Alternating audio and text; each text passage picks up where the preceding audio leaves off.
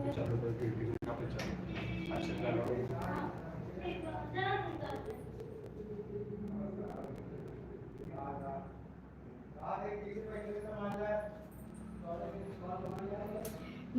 साथियों, कैसे हैं आप सब? अच्छे हैं, मस्त हैं, स्वस्थ हैं, पढ़ाई कर रहे होंगे उम्मीद है। चलिए, आज हम लोग हिंदी की क्लास में देख रहे थे हिंदी का प्रैक्टिस सेट। तो आज भी हिंदी का प्रैक्टिस सेट ही चल रहा है, वही हम लोग देखेंगे।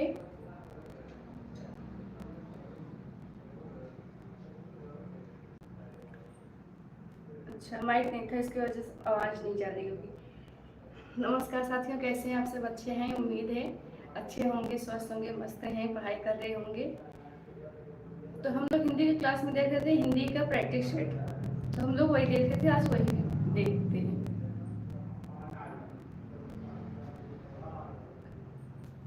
तो हम लोग जब क्लास से स्टार्ट करते हैं तो क्लास स्टार्ट करने से पहले हम लोग भगवान जी का आशीर्वाद लेते हैं, फिर उसके बाद क्लास को फिर देखते हैं। तो हम लोग भगवान शिव का आशीर्वाद लेंगे, फिर उसके बाद क्लास को देखेंगे। चलिए, भगवान जी हमें भी आशीर्वाद दीजिएगा और मेरे बच्चों को भी आशीर्वाद दीजिएगा। घायल तो यहाँ हर परिंदा है, मगर जो फिर उड़ सका वही जिंदा है।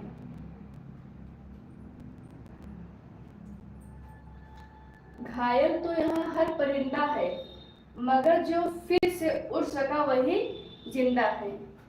चलिए, अब क्लास को स्टार्ट करते हैं। प्रैक्टिस सेट नंबर 8 है।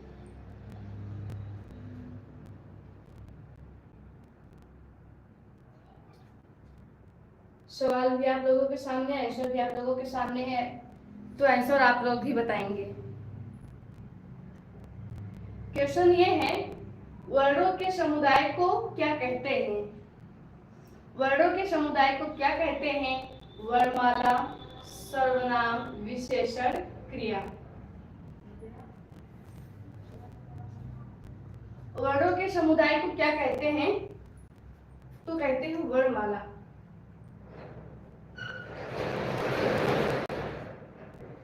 वर्णों के समुदाय को वर्णमाला कहते हैं। अगर इससे ये पूछा जाए कि वर्णमाला में कुल कितनी संख्या होती है, तो आप लोग क्या बताएंगे? इससे पूछेगा कुल संख्या कितनी होती है।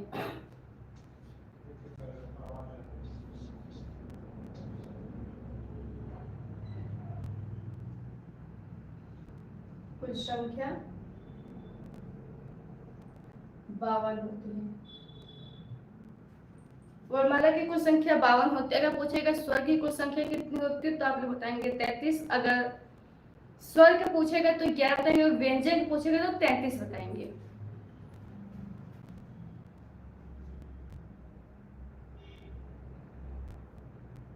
व्यंजन 33 होता है। स्वर 11।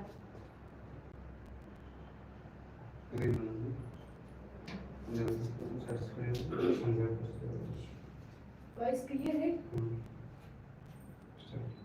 चलिए, तो आज का फर्स्ट क्वेश्चन ये था, वर्णों के समुदाय को क्या कहते हैं? तो ऑप्शन था ही 4, वर्णमाला कहते हैं। वर्णमाला को पूछेगा कुल संख्या कितनी होती? 52 होती। अगर व्यंजन पूछेगा तो 33, स्वर पूछेगा तो 11। चलिए अब आगे देखते हैं। अति का विलोम।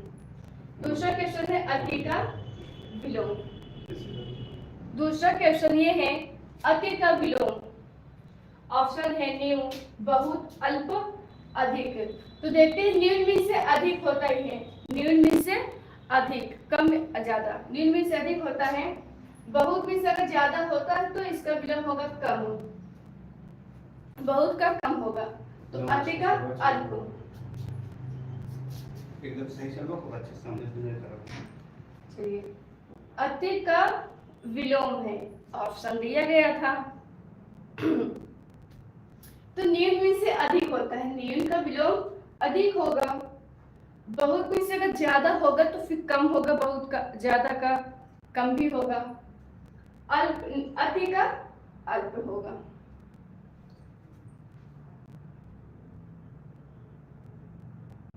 चलिए चलिए अगला क्वेश्चन देखते हैं।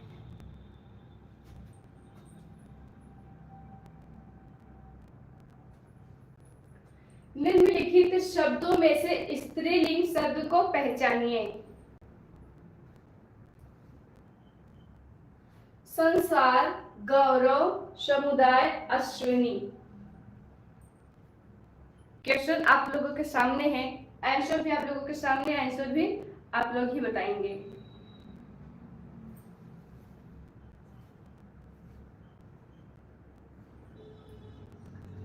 उम्मीद है कि आप लोग इसका आंसर बताएंगे, क्योंकि आप लोग पढ़ाई कर रहे हैं, पेपर लगा हुआ है आप लोगों का। निम्नलिखित शब्दों में से स्त्रीलिंग शब्द को पहचानिए। संसार, गौरव, समुदाय, अश्विनी। स्त्रीलिंग पूछा है तो स्त्रीलिंग का अश्विनी होगा। चलिए अगला क्वेश्चन की तरफ चलते हैं। अगले क्वेश्चन में क्या पूछा है, क्या कह रहा है वो देखते हैं। गुलाब जामुन, बाप रे बाप, गुलाब जामुन आ गया है। गुलाब जामुन देखकर रमेश के मुंह में पानी आ गया। रेखांकित मुहावरे का अर्थ क्या है? इसमें रेखांकित अर्थ पूछा है। वह शब्द, रेखांकित किससे कहते हैं? वह शब्द जिसके नीचे, जिस शब्द के नीचे अंडरलाइन होता है उसे रेखांकित शब्द कहते हैं। जैसे यहाँ देखिए मुंह में पानी आ गया, अंडरलाइन, इसे कहते हैं रेखांकित शब्द। तो ऑप्शन है भूख लगना, उल्टी आना, लालच होना, लाल टपकना। इसका गुलाब जामुन देखकर रमेश के मुंह में पानी आ गया। भूख लगना तो होगा नहीं, उल्टी आना होगी, जब ज्यादा खा लेंगे तो उल्टी आएगा ही। लाल टपकना भी होगा नहीं, लालच होना से कहते हैं ना, लालच। चलिए अगले क्वेश्चन की तरफ चलते हैं। अगला क्वेश्चन क्या कह रहा है वो देखते हैं। जिस समासिक शब्द में पूर्व पद और उत्तर पद गौण होते हैं और कोई तीसरा पद प्रधान होता है, वहां कौन सा समास होता है? क्वेश्चन ये पूछा है। ऑप्शन देखते हैं। बहुव्रीहि समास, कर्मधारय समास, तत्पुरुष समास, द्वंद्व समास।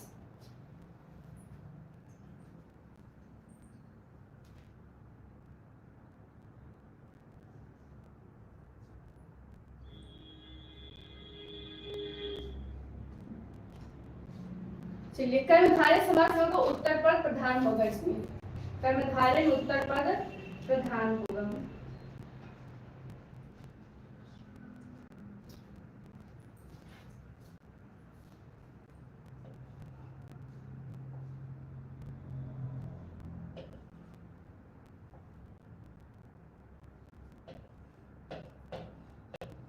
कर्मधारय में उत्तर पद प्रधान होगा।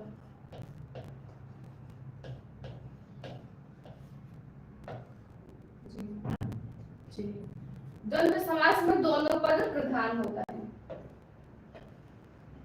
इसके बाद में क्वेश्चन आया तो भी बनाऊंगा।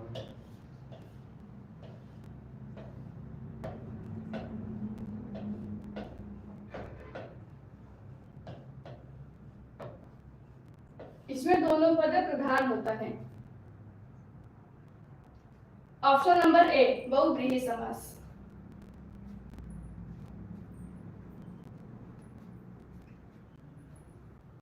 चलिए आगे देखते हैं। देखते हैं अगला क्वेश्चन क्या कह रहा है। Question number 6। क्वेश्चन नंबर 6 में ये कह रहा है पंछी दाना चुग रहा है। रेखांकित शब्द का पर्यायवाची शब्द नहीं है। वो तो पहले से कह दिया है, नहीं है। पंकज, अंडज, खग, नभजर।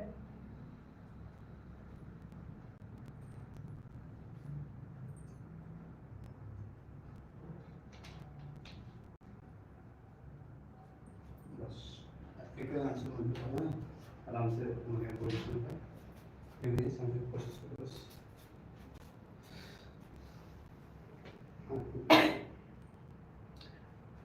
चलिए क्वेश्चन ये कह रहा पंछी दाना चुग रहा है रेखांकित शब्द का पर्यायवाची शब्द है। इसमें पहले से कह दिया नहीं है।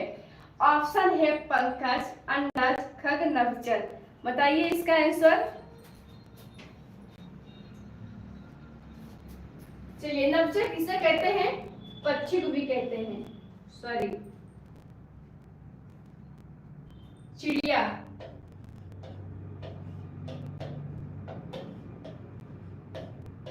नभचर चिड़िया पक्षी को भी कहते हैं। खग को भी पक्षी कहते हैं। अंडे से किसे कहते हैं? अंडे से जन्म लेने वाला, अंडे से जन्म लेने वाला पक्षी भी होता है, उसे भी अंडज कहते हैं।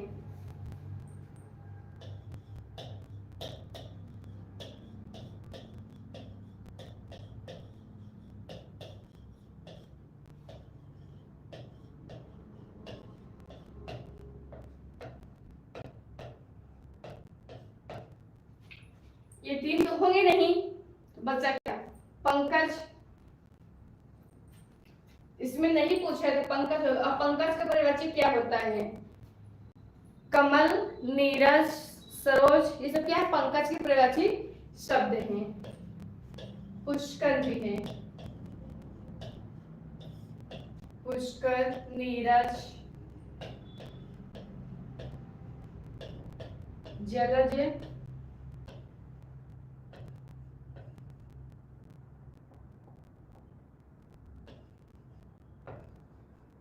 जलज, सरोज। चलिए, पूछा था नहीं है तो पंकज का नहीं है, बाकी सब पक्षी का पर्यायवाची शब्द है। चलिए अगला क्वेश्चन तरफ चलते हैं, क्वेश्चन नंबर 7 की तरफ। हमें अनाथ बच्चों की मदद करनी चाहिए, रेखांकित शब्द का विलोम बताइए। ऑप्शन है सनाथ, अज्ञ, अपाहिज, जिसका कोई ना हो।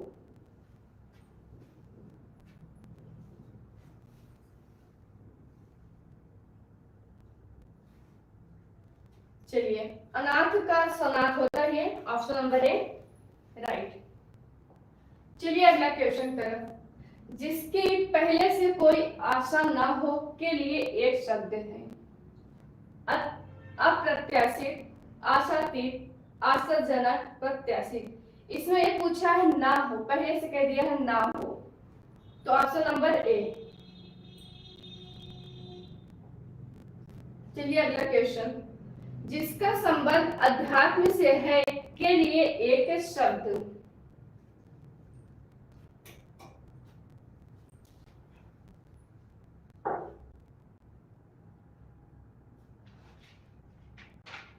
अच्छा सब लोग ये बताइए, क्लियर दिख रहा है?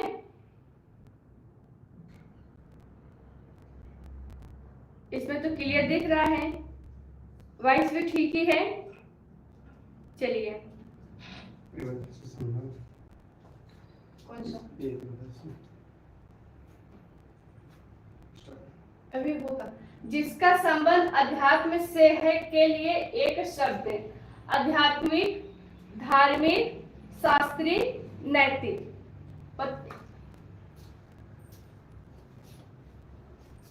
चलिए, इसमें ये पूछा है जिसका संबंध अध्यात्म से है, तो होगा आध्यात्मिक।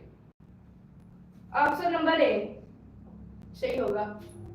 हमें प्रतिदिन सूर्य नमस्कार करना चाहिए, रेखांकित शब्द को पहचानिए। संज्ञा, अव्यय, सर्वनाम, कारक। जैसे जो सूर्य का नमस्कार सुबह सुबह नहीं करते हैं, ऐसे करते हैं ना, सुबह पहले उठ जाते हैं तो फिर सूर्य को नमस्कार ऐसे किया जाता है। पहले हम लोग भी करते थे सुबह उठ के। हमें प्रतिदिन सूर्य नमस्कार करना चाहिए, रेखांकित शब्द को पहचानिए। संज्ञा, अव्यय, सर्वनाम, कारक। संज्ञा मतलब जैसे नाम को या नाम से पहचान जो अकेला हो उसे संज्ञा कहते हैं। अव्यय को भी हम अविकारी कहते हैं। अव्यय को अविकारी भी कहते हैं।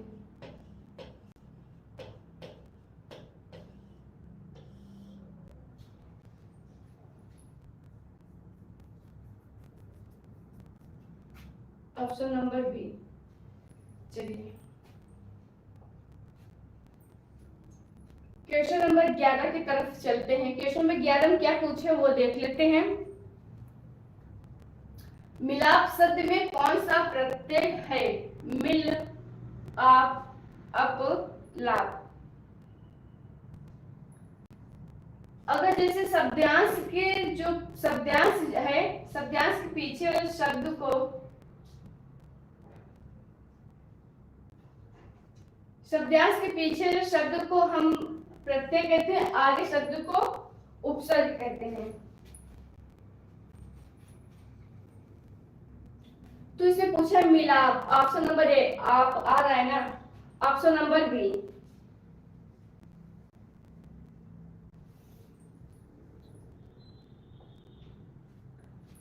ऑप्शन क्वेश्चन नंबर 12 की तरफ चलते हैं।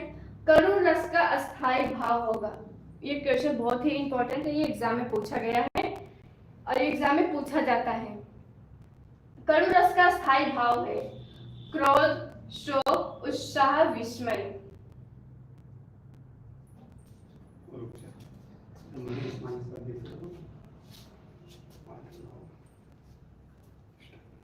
तो हम ये इसमें देखते हैं क्रोध का अस्थायी भाव रौद्र होगा। क्रोध का अस्थायी भाव रौद्र होगा, एकदम सही है।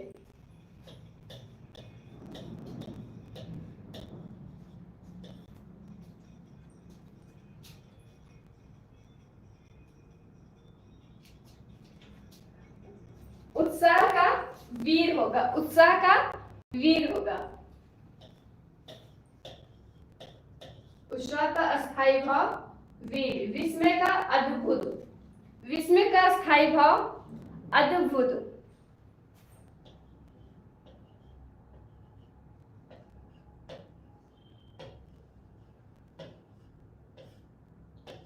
जो बचा पूछा है वो करुण किसका है? शोक का है। Option number B is right. कौन सा जोड़ा समरूपी भिन्नार्थक है? क्वेश्चन ये पूछा है, क्वेश्चन नंबर 13, कौन सा जोड़ा समरूपी भिन्नार्थक है? अवधि, अवधि, अनुचर, नौकर, आदि, अंत, अभिनय, नाटक।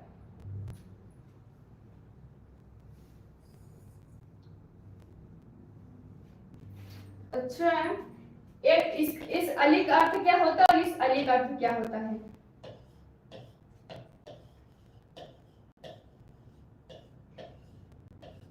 देखते हैं कितने लोगों का आंसर आता है। अली,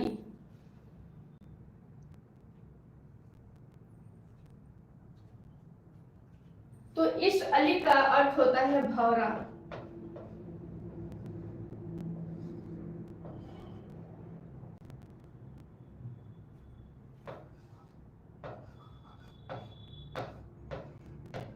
इस अली का अर्थ होता है भौरा।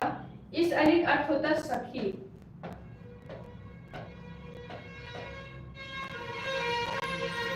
एक अली मीन्स होता है भौरा, एक अली मीन्स होता है सखी।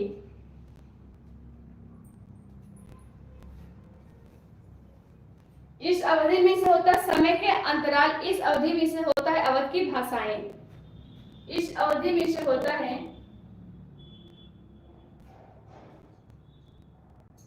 समय के अंतराल। इस अवधि में से होता है समय के अंतराल।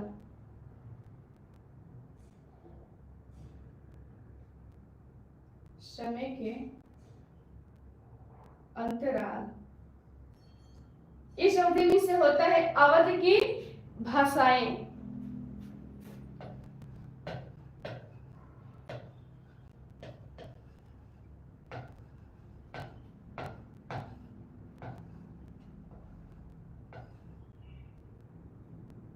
अवध की भाषाएं। चलिए option number A, option number A एकदम सही है। चलिए अगला क्वेश्चन की तरफ चलते हैं। महौषध शब्द का संधि विच्छेद कीजिए। क्वेश्चन नंबर 14 में ये पूछा है, महौषध शब्द का संधि विच्छेद कीजिए। ऑप्शन ए म प्लस औषध। ऑप्शन बी में पूछा है महा प्लस औषधि। ऑप्शन सी महा प्लस औषध। ऑप्शन नंबर डी महा प्लस औषधि।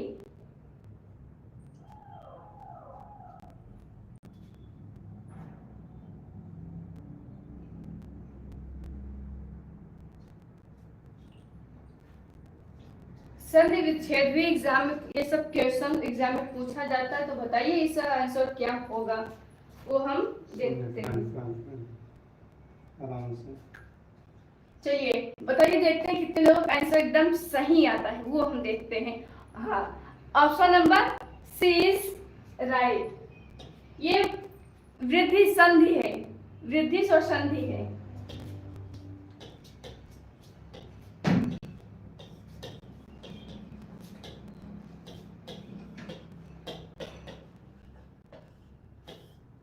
चलिए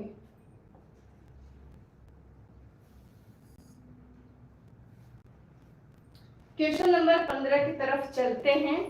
देखते हैं क्वेश्चन नंबर 15 में क्या पूछा है, क्या कह रहा है, क्या हम लोगों को बताना है उसमें। इसमें ये पूछा है, तद्भव शब्द पूछा है। निम्नलिखित शब्द में से तद्भव शब्द को पहचानिए। एग्जाम में तद्भव, तत्सम, मुहावरे, संधि विच्छेद, लोकोक्तियां, ये सब एग्जाम में मतलब टॉपिक इजी है, लेकिन सब एग्जाम में पूछा जाता है जो बच्चे नहीं कर पाते हैं। तो हम यहाँ बता रहे हैं, अगर आप क्लास करेंगे तो आप एग्जाम में करके आएंगे।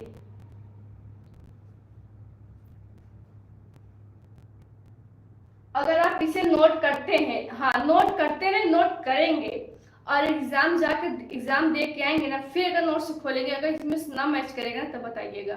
100% है इसमें से क्वेश्चन मैच करेगा। निम्नलिखित शब्द में से तद्भव शब्द को पहचानिए। पसार, कंगर, प्यासा, पक्ष।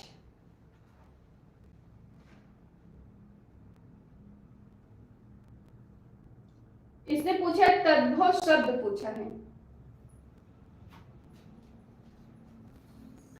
चलिए शब्द को देखते हैं। कृषक, कृषक है, इधर किसान।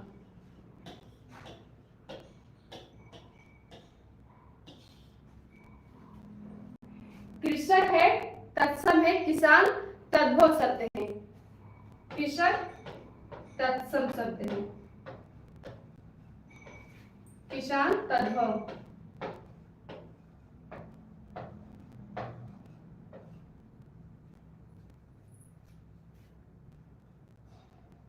चलिए प्यासा तद्भव है और पिपासा तत्सम है इसका। पिपासा,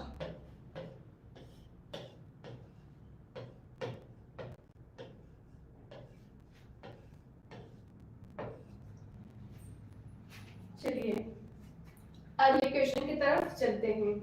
अगले क्वेश्चन में क्या पूछ रहा है वो देखते हैं, क्या बताना है। प्रति प्लस आघात का संधि रूप क्या होगा। इसमें ये पूछा है, प्रत्याघात, प्रत्याघात, प्रत्याघात, प्रत्याघात।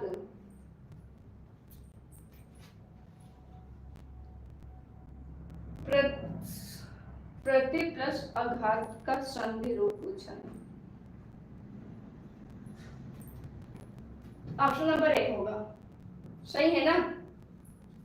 आप बोलेंगे यस मैम एकदम सही है। चलिए जब सही है तो हम आगे तरफ चलते हैं, अगले क्वेश्चन की तरफ चलते हैं। हाँ चलिए अगले क्वेश्चन में क्या पूछा वो हम देखते हैं। अगला क्वेश्चन में क्या पूछ रहा है वो हम देखते हैं। क्वेश्चन नंबर 17 में यह पूछ रहा है, लहर किस प्रकार की संज्ञा है। समूहवाचक संज्ञा, जातिवाचक संज्ञा, भाववाचक संज्ञा, व्यक्तिवाचक संज्ञा। बताइएगा, इसका एकदम सही आंसर बताइएगा। जो क्वेश्चन है आंसर जो हम बताएंगे एकदम सही, एकदम सटीक आंसर बताएंगे आप लोगों को। चलिए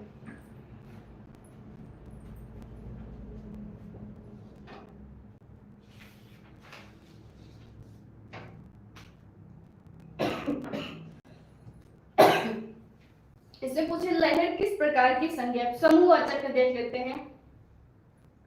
समूहवाचक में जैसे मेला, मेला क्या है, समूहवाचक है ना। कक्षा, कक्षा भी समूह है ना।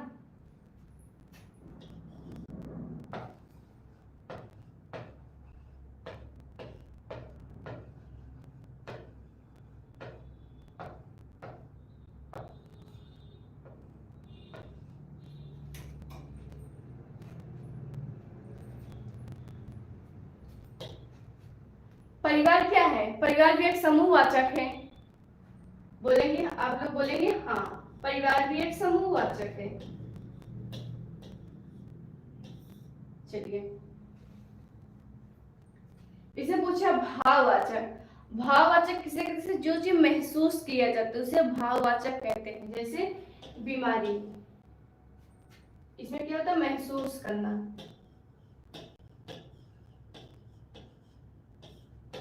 जैसे बीमारी,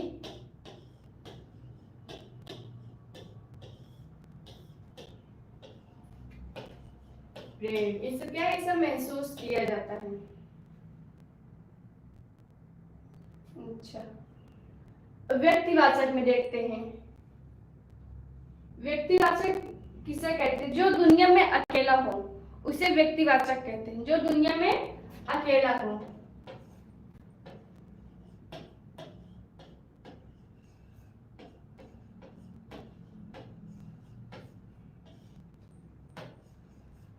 में अकेला हो।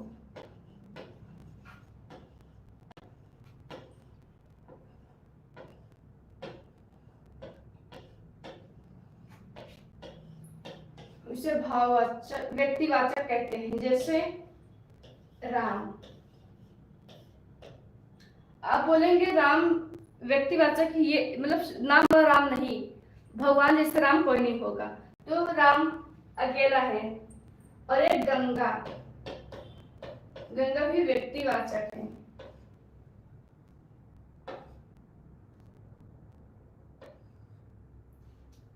चलिए, जातिवाचक बच्चा पूछा है इसमें ऑप्शन नंबर बी, जातिवाचक होगा। लहर किस प्रकार की संज्ञा है। नोट में देखते हैं,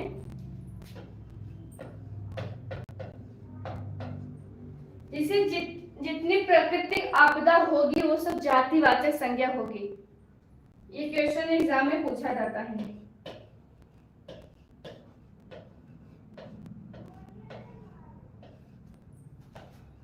जितनी प्राकृतिक आपदा होगी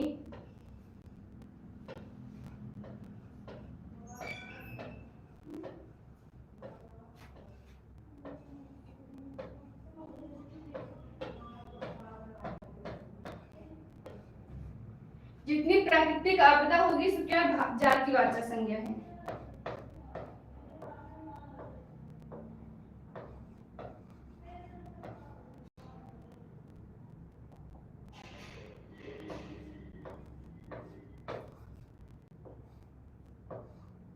जातिवाचक होगा।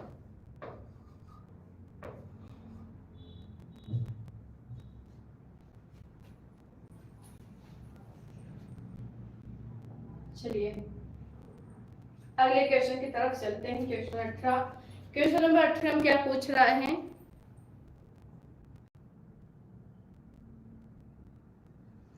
क्वेश्चन नंबर 18 पूछा, मुझे आज खाने का मन नहीं होती, अशुद्ध अंश स्पष्ट कीजिए।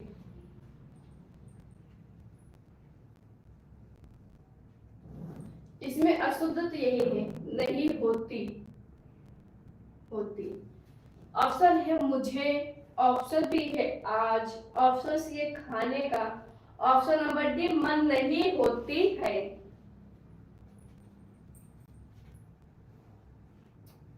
मन नहीं होती है, तो ऑप्शन नंबर डी सही होगा। चलिए अगला क्वेश्चन, क्वेश्चन नंबर 19, वाक्य में कितने प्रकार होते हैं। वाक्य में कितने प्रकार होते हैं। ऑप्शन नंबर 3, 4, 1, कोई प्रकार नहीं। क्या होगा इसमें, क्या ऑप्शन नंबर डी सही है? किस पे टिक करें, डी पे या बी पे? बताइए, डी या बी, दो में से एक बताइएगा। देखते हैं कौन सा होता है।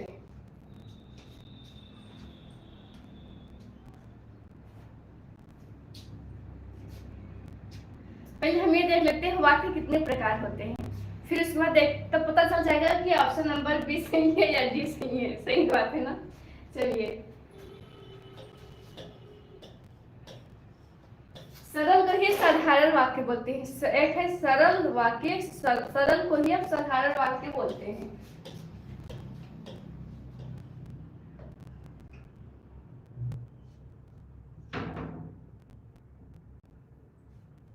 चलिए, एक है संयुक्त,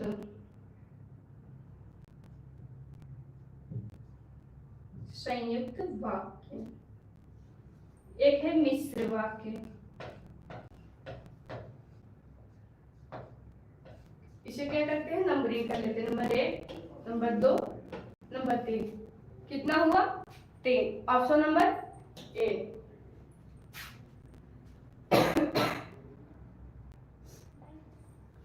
चलिए, अगला क्वेश्चन नंबर है 20। क्वेश्चन नंबर 20 में क्या पूछ रहा है वो देख लेते हैं। जी हाँ, क्वेश्चन नंबर 20 में ये पूछ रहा है, वाक्य को समाप्त करने के लिए जिसका प्रयोग किया जाता है उसे कहते हैं अल्प विराम, पूर्ण विराम, विवरण चिन्ह, उप विराम।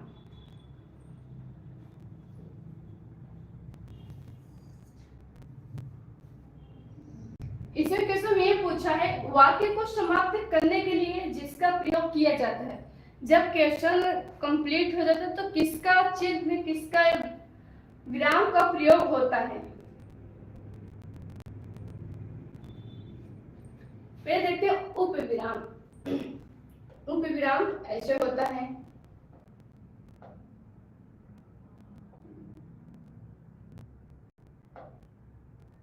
ये उप विराम है।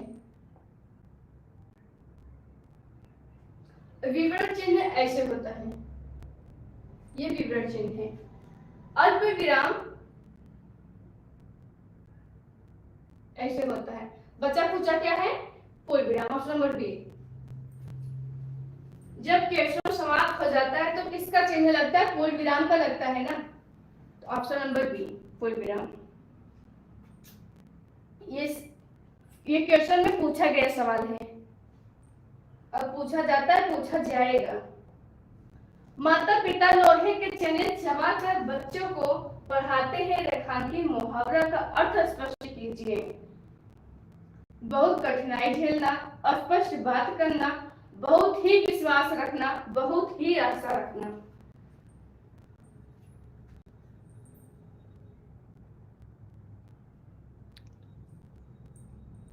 माता पिता लोहे के चने चबाकर बच्चों को पढ़ाते हैं। एक ये देख लेते हैं, एक मम्मी पापा ही ऐसे होते हैं जो अपने बच्चों को पैसे दे देते हैं किसी काम के लिए, फिर जितना मांगते दे देते हैं, दोबारा नहीं मांगते। वो है माता पिता, पैसा नहीं मांगते। अगर कोई या भाई हो पैसा अगर आप उनसे लिए हैं तो मांगेगा दूसरे दिन, भैया पैसा जो आप लिए थे। या फिर दोस्त भी मांगते, कि जो मम्मी पापा होते हैं वो पैसा नहीं मांगते हैं, कभी भी नहीं कहेंगे कि बेटे मेरा पैसा दे दो। और घर में जैसे भाई, जब भाई सगे होते हैं वो पैसा मांगेंगे, भैया हिसाब, और माता पिता नहीं मांगते हैं। तो क्या है, बहुत कठिनाई झेलना, बहुत ही परिश्रम करके अब पढ़ाते हैं। वो काम मजदूर करके कठिनाई झेल कर क्या करते हैं, पढ़ाते हैं। Option number A. चलिए अगला क्वेश्चन की तरफ चलते हैं। क्वेश्चन नंबर है 22।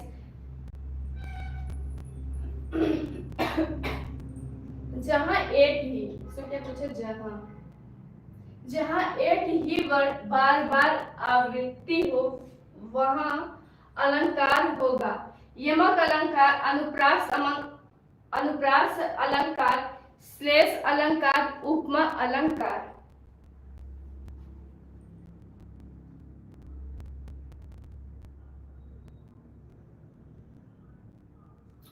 जहां एक ही वर्ड बार बार आवृत्ति होती है वहां कौन सा अलंकार होगा? ऑप्शन दिया गया है।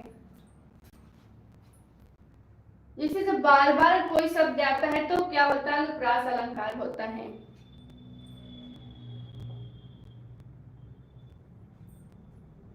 चलिए आज के क्लास से आप लोगों को यही तक था।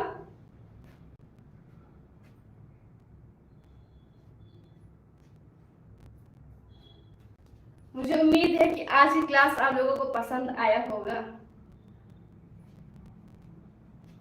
चलिए अब जितनी कमेंट करके बताइएगा क्लास आज की क्लास कैसी लगी आप लोगों को।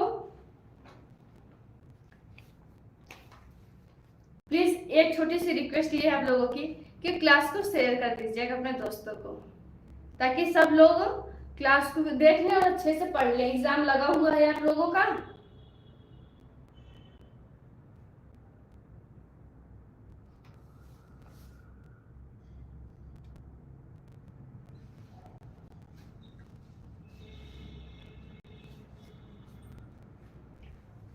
चलिए देख लेते हैं छोटा सा।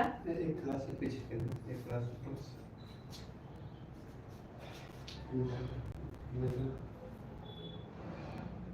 एक फिर से समझा कोशिश करो। हाँ चलिए। चलिए हम लोगों का थोड़ा सा वीडियो बनता है, एक सवाल देख लेते हैं क्वेश्चन फिर से। देखते हैं क्वेश्चन नंबर 22 में क्या पूछा है। क्वेश्चन नंबर 22 में क्या पूछा है? जहां एक ही वर्ड की बार बार आवृत्ति हो वहां अलंकार होगा।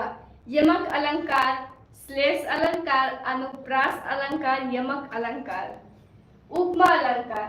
तो बताइएगा इसमें क्या होगा? ऑप्शन नंबर बी, जो बार बार आए उसे हम अनुप्रास अलंकार कहते हैं।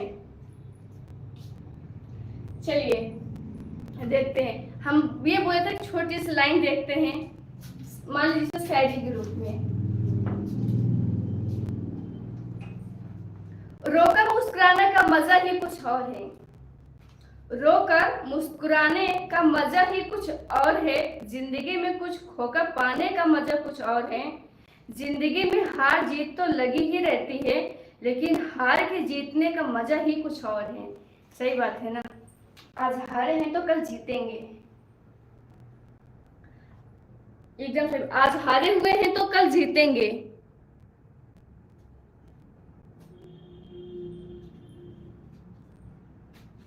क्लास कैसे लगा? क्लास का आप लोग जरूर कमेंट करके बताइएगा और क्लास को शेयर कर दीजिएगा। धन्यवाद।